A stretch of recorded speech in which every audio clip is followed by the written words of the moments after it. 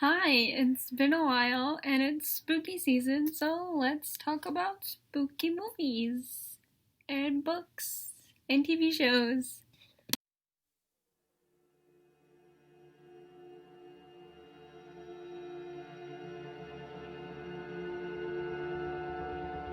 I haven't been posting because I am lazy and kind of been focused on classwork and school and making sure all that is settled in. But it is the end of September when I'm filming this, and October is going to be here. And for some of us, spooky season has already started, and for others, it starts the day of Halloween because some of us are late to spooky stuff. But who cares? But that's not what this is about.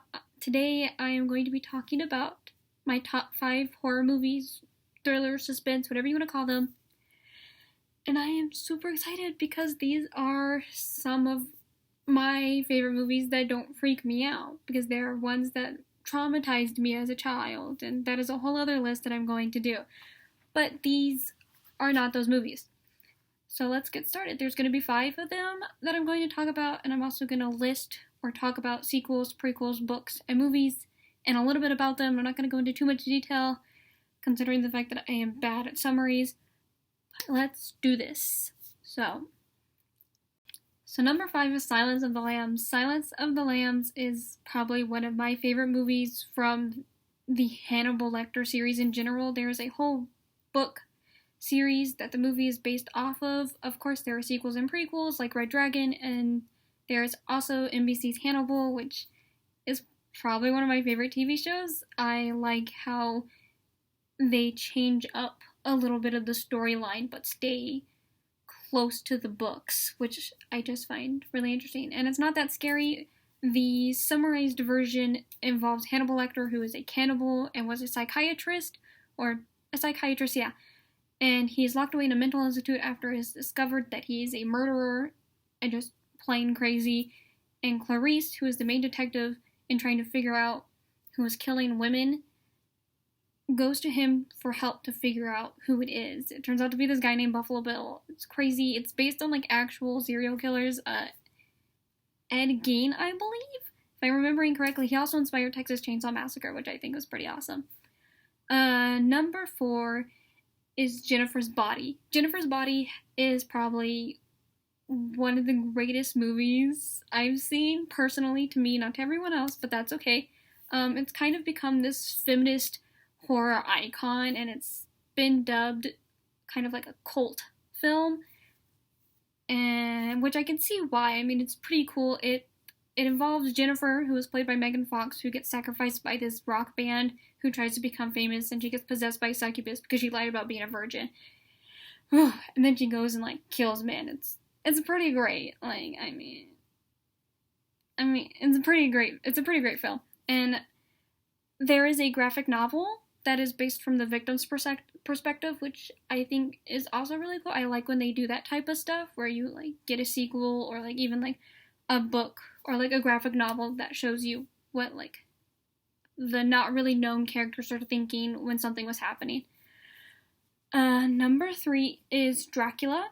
I'm talking about the Bram Stoker version with Winona Ryder and Keanu Reeves. That is my absolute favorite vampire movie, just in general, and kind of thriller and horror movie in general.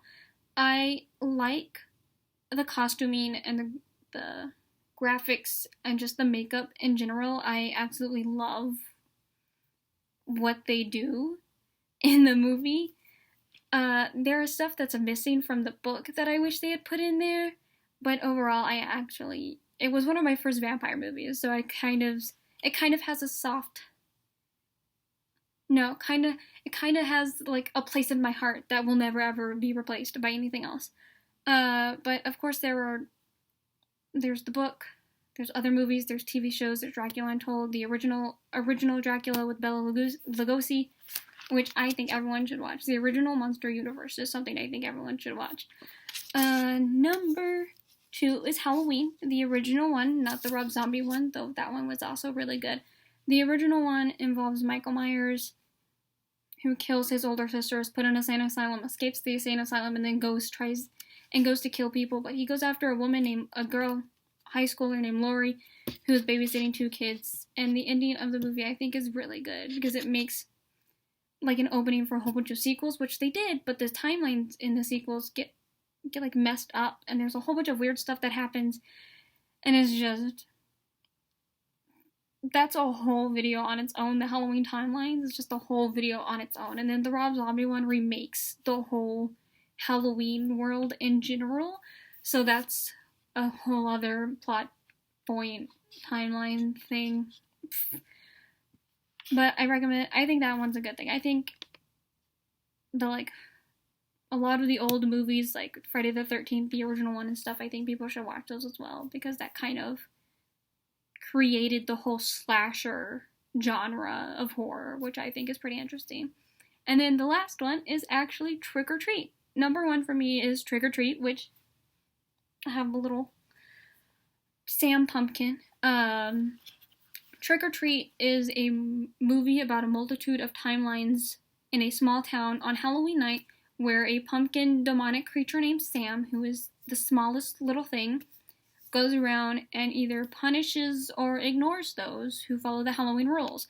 I absolutely love how with each little timeline, with each little information that you're given, no matter how small or how big, there is just an overall story that makes sense. And I really like how at the end they all come together, and I just find that absolutely amazing. It is my favorite thing when movies or TV shows do that. There isn't really any information on the sequel, though I'm hoping it happens. Michael, I want a sequel. I think it'd be a great idea, especially around this time or next year. Michael. For those of you guys who don't know, Michael Dougherty I don't know how to say his last name. I'm hoping I said it correctly, but he's the one that made Trick or Treat. He also was involved, I think, the director? He was involved in the making of Godzilla King of the Monsters, which is honestly one of my favorite monster films, but that's something else we're going to talk about in a whole other video. Anyways, that makes up my list of scary horror slasher thriller movies to watch during October. I hope you guys enjoyed it, and wherever you are, whatever you're doing, I hope you have a spooky, fun time, and I hope that you're doing okay. We're all going through a very scary time, and I can't imagine what some people are going through during this time. So, I hope you're doing okay. Anyways,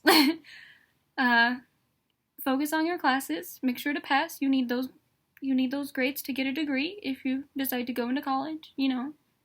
Normal things. And I guess that's it. Bye!